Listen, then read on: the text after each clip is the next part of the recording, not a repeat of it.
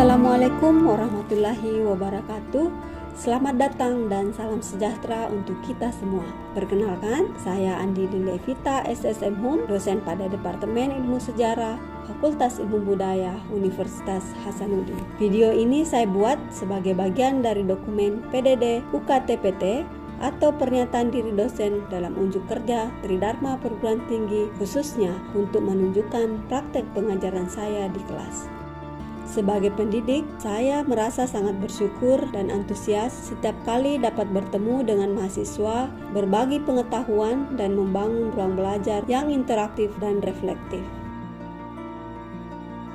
Salah satu mata kuliah yang saya ampu adalah Media Baru Sejarawan yang dirancang untuk memperkenalkan mahasiswa pada perkembangan historiografi digital serta penggunaan media digital dalam studi dan diseminasi sejarah. Mata kuliah Media Baru untuk Sejarawan merupakan mata kuliah wajib dengan bobot 2 SKS yang diberikan kepada mahasiswa pada semester genap, tepatnya semester kedua. Mata kuliah ini tidak memiliki prasyarat sehingga dapat diikuti oleh seluruh mahasiswa yang telah memasuki semester tersebut. Proses pembelajaran dilaksanakan selama 16 kali pertemuan dengan durasi setiap pertemuan selama 100 menit. Mata kuliah ini dirancang untuk memperkenalkan mahasiswa pada perkembangan historiografi digital serta penggunaan media digital dalam studi dan diseminasi sejarah. Di mata kuliah ini sangat kuat dengan kebutuhan zaman, di mana sejarah tidak lagi hanya tersimpan dalam arsip dan buku, tetapi telah menjelma dalam bentuk digital yang lebih mudah diakses dan dikonsumsi. Mata kuliah ini mendukung 3 capaian pembelajaran lulusan program studi ilmu sejarah. CPLP 1, mahasiswa menunjukkan integritas akademik dan etika dalam kajian sejarah. CPLP 2, mahasiswa menguasai metode penelitian sejarah dan mampu mengkomunikasikan hasilnya secara kreatif. CPLP 3, mahasiswa mampu memanfaatkan teknologi informasi untuk menyampaikan gagasan sejarah secara efektif. Melalui mata kuliah ini, diharapkan mahasiswa dapat mencapai 5 capaian utama. Yang pertama, memahami konsep media baru dan potensinya dalam studi sejarah. Yang kedua, mengaplikasikan media digital untuk publikasi sejarah. Yang ketiga, menganalisis fenomena sejarah populer di media sosial. Yang keempat, merancang konten sejarah dalam bentuk visual, audiovisual, atau interaktif. Dan yang terakhir, menunjukkan sikap kreatif dan etis dalam setiap produksi media sejarah. Penilaian dilakukan melalui 2 jenis evaluasi, yaitu ujian tengah semester yang mereview materi pertemuan pertama hingga ke-7 yang bobotnya 20%. Selanjutnya, ujian akhir semester merupakan akumulasi dari tugas infografis, video pendek, podcast, pameran proyek kelas, riset digital lokal, refleksi dan presentasi akhir yang poinnya mencapai 80%. Pembelajaran dilakukan dengan pendekatan project based learning, yaitu berbasis pada proyek kolaboratif. Mahasiswa akan belajar secara bertahap, dimulai dari pemahaman konsep dasar hingga mampu menghasilkan konten multimedia bertema sejarah. Adapun metode pembelajaran, di antaranya yang kami lakukan adalah 1. Ceramah interaktif. Melalui metode ini dilakukan penyampaian materi disertai dengan tanya jawab untuk mendorong partisipasi aktif mahasiswa. Yang kedua, studi kasus, pembahasan kasus nyata atau simulasi untuk melatih kemampuan analisis dan berpikir kritis. Yang ketiga, diskusi kelas dan refleksi, di mana mahasiswa akan diajak berdiskusi dan melakukan refleksi atas materi yang dipelajari. Yang keempat, project based learning, yaitu pembelajaran berbasis proyek kolaboratif untuk mendorong keterampilan berpikir kreatif dan problem solving. Dan yang terakhir adalah workshop praktis, di mana mahasiswa akan diberikan pelatihan langsung menggunakan media alat bantu seperti Canva, CapCut, AutoCAD, dan aplikasi pengeditan audio untuk mendukung produksi konten sejarah. Sebagai bagian dari evaluasi dan peningkatan kualitas pembelajaran yang dilakukan secara berkelanjutan, program studi melakukan berbagai upaya antara lain: 1. Menyusun format rencana pembelajaran RPS dan bahan ajar yang seragam dan mudah dipahami. Yang kedua, mengintegrasikan mata kuliah ini dengan program Merdeka Belajar Kampus Merdeka, salah satunya melalui kolaborasi dengan praktisi yang hadir ke kampus untuk mendampingi mahasiswa dalam mengembangkan keterampilan memproduksi konten digital sejarah. Yang ketiga, mendorong penggunaan sumber pustaka digital dan referensi yang relevan dengan konteks kekinian dalam proses pembelajaran. Selanjutnya, mari kita simak cuplikan kegiatan pembelajaran saya di kelas bersama mahasiswa.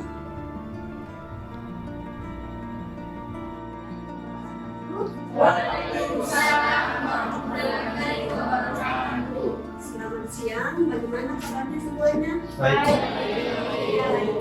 Siang, gimana kabarnya? Alhamdulillah baik.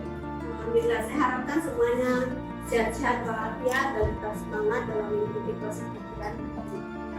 Hari ini kita akan membahas satu topik yang menarik, yang sangat dekat dengan kalian semua sebagai generasi Gen Z nih katanya. Ya, kita akan berbicara tentang generasi Z sekarang yang sangat dekat dengan yang namanya dunia internet, dunia media sosial, dan juga informasi konten. Apa itu? Kita akan membahas mengenai mengoptimalkan media baru untuk publikasi, visualisasi, dan penyajian karya sejarah. Kira-kira kenapa ini penting bagi mahasiswa sejarah? Ya, karena sebagai sejarawan masa kini, tentu kita harus bisa mengambil tempat pada posisi kita keluar dari zona kita selama ini. Apa itu? Bahwasanya selama ini sejarah itu dikenal konvensional, di mana sejarah hanya bisa disaksikan pada buku, literasi, pada diktat. Nah, perkembangan era digital kemudian ada nih namanya lagi internet. Jadi pertama kali internet itu difungsikan hanya untuk intelijen. Nanti di tahun 1992 baru ini bisa dinikmati oleh semuanya. Nah, sekarang saya mau tanya nih kalian, di antara media sosial yang barangkali biasa kalian gunakan, podcast, video pendek, infografis, dan blog sejarah, media mana yang paling kalian pilih? Instagram. Alvin? Instagram. Kenapa? Yan? Karena Instagram bisa dibilang media sosial lah, lebih banyak bisa diakses karena penggunanya dari seluruh dunia. Jadi kesannya kita bisa tahu berita di negara ini secara cepat dan real time seperti yang kita pernah cerita. Lebih cepat Instagram. Lebih suka publikasi di Instagram. Atalah? Kalau saya Instagram dan Twitter. Di Instagram dan Twitter. Kenapa Twitter?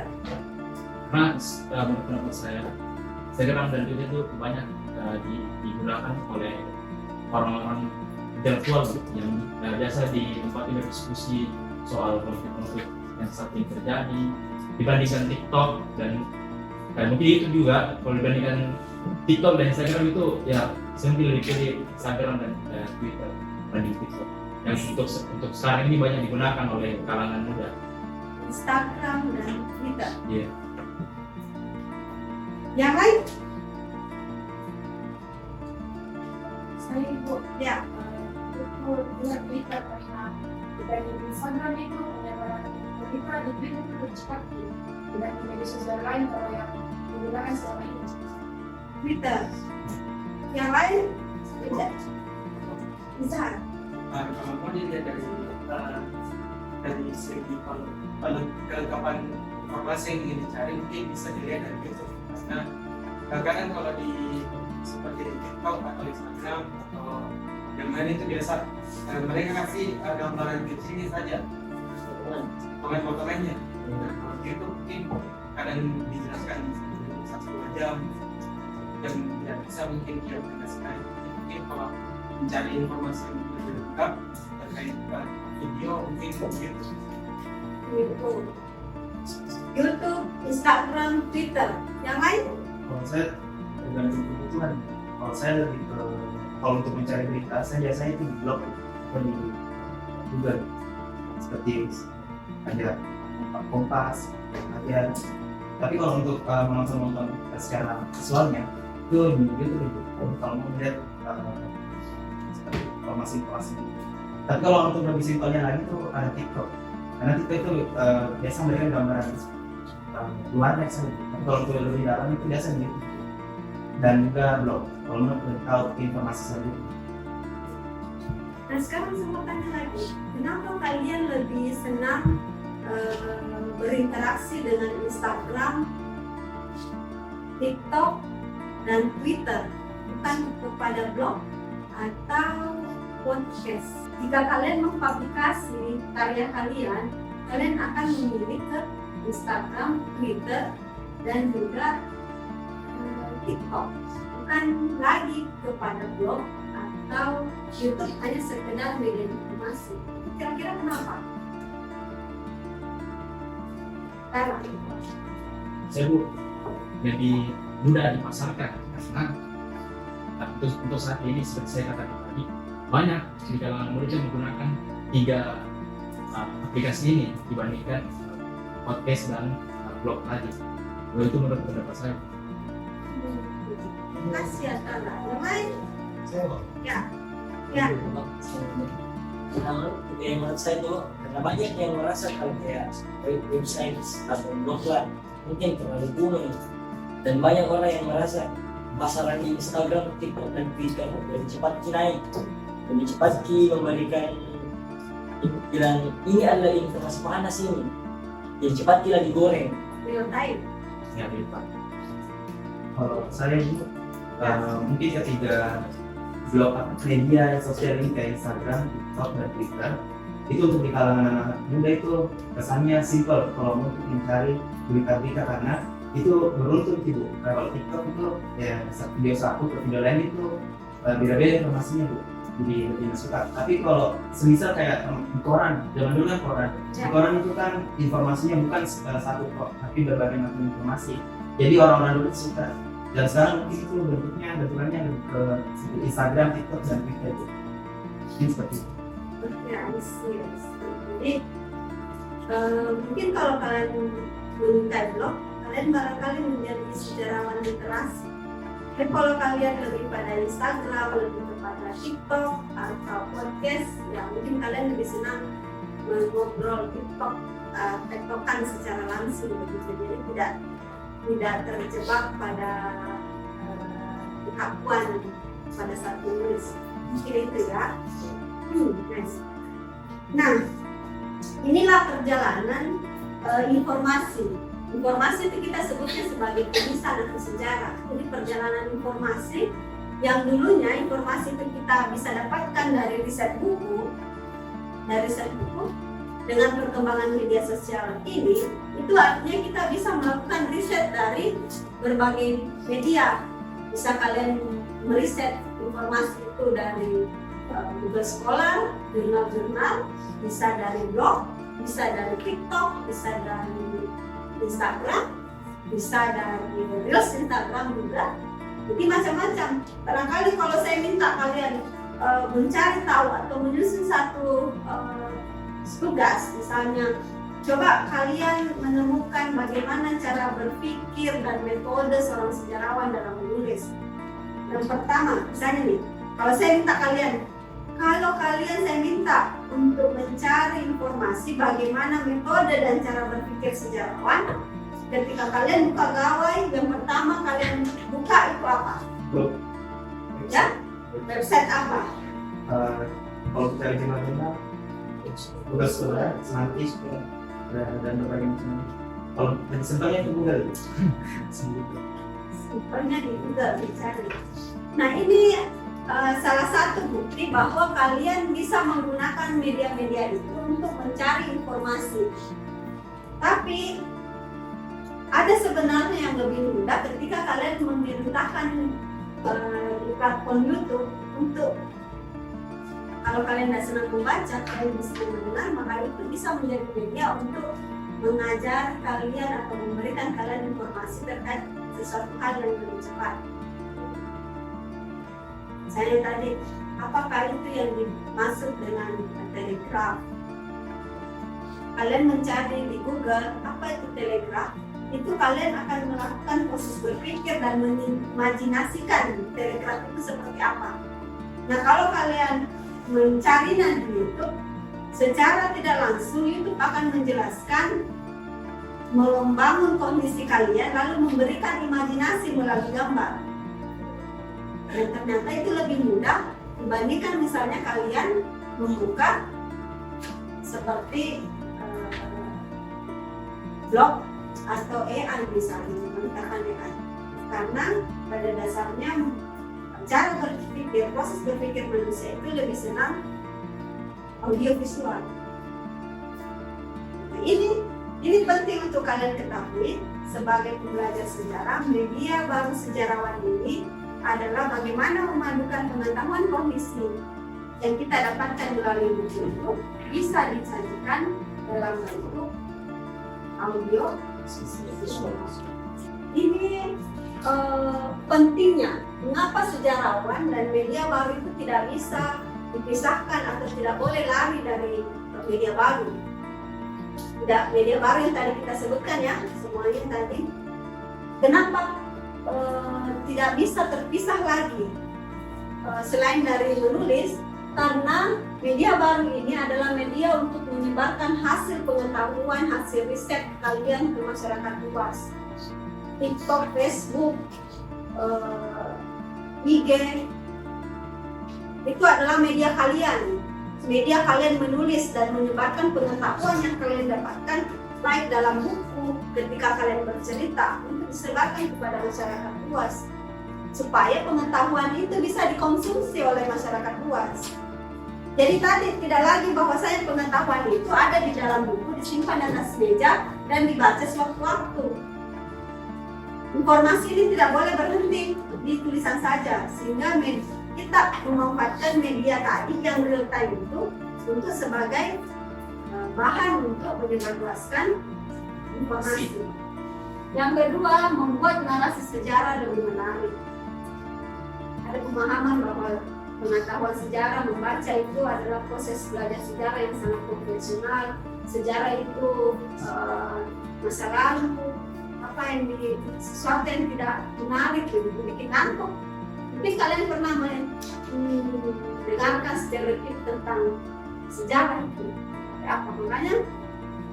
Disinilah media baru ini dimanfaatkan untuk membuat sebuah narasi sejarah yang menarik. Lalu kemudian secara tidak langsung kita melibatkan masyarakat dalam proses dokumentasi sejarah. Pernah kalian riset tentang Rotterdam atau Singapura?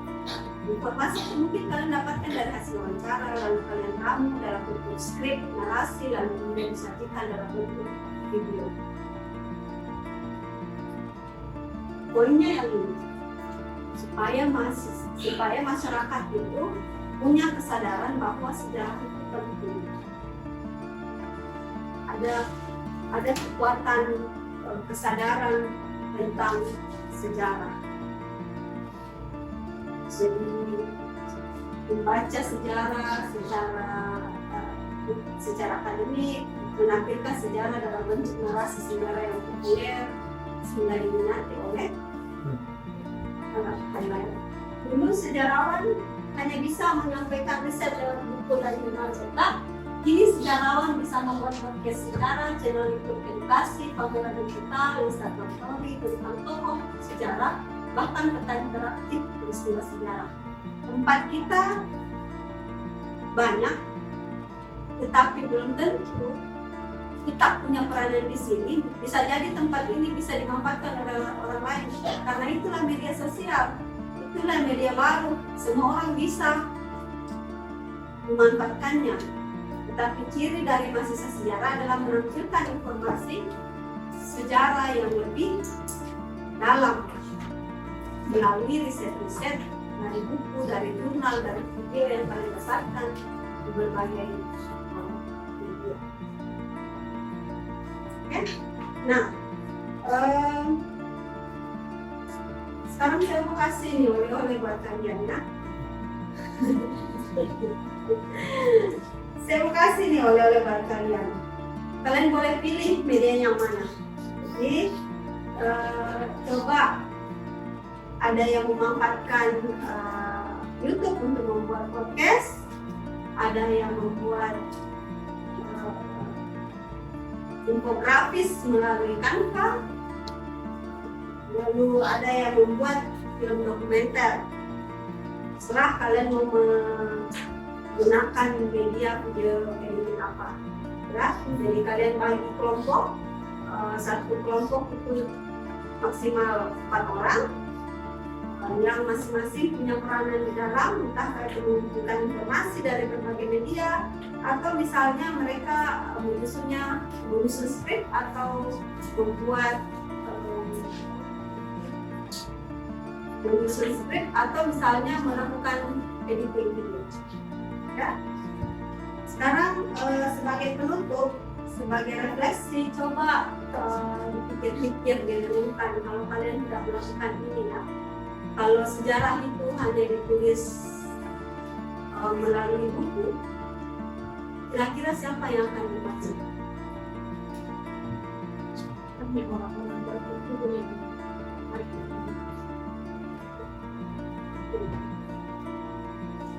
kalau kalian tidak memanfaatkan media sosial ini untuk berbicara dan mengambil peran, mengambil pangku di sini, maka informasi itu hanya berhenti kepada akademisi yang mampu. Situ tentunya kita ini menyebarkan informasi yang kita ketahui secara lisan, tidak berhenti pada akademisi. Oke, baik, terima kasih. Saya kira kelas kita cukup hari ini. Terima kasih untuk adik-adik semuanya, teman-teman yang penuh semangat pada hari ini. Semoga kita semakin sadar bahwa sejarah itu penting, tapi sepenting-pentingnya sejarah itu adalah bagaimana kita menyebarkan informasi pengetahuan kita secara luas melalui media sosial. Tentu saya sangat menunggu hasil konten yang kalian buat, konten-konten yang luar biasa yang kalian buat, karya-karya yang luar biasa yang kalian buat. Terus belajar, terus kritis, terus berkarya. Terima kasih. Assalamualaikum warahmatullahi wabarakatuh. Waalaikumsalam warahmatullahi wabarakatuh.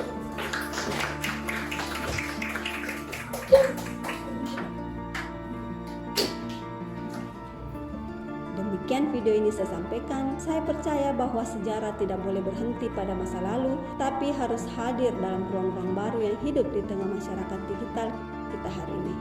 Saya mengundang seluruh mahasiswa untuk menjadikan mata kuliah ini sebagai ruang eksplorasi dan kreasi yang bermakna, relevan, dan menginspirasi.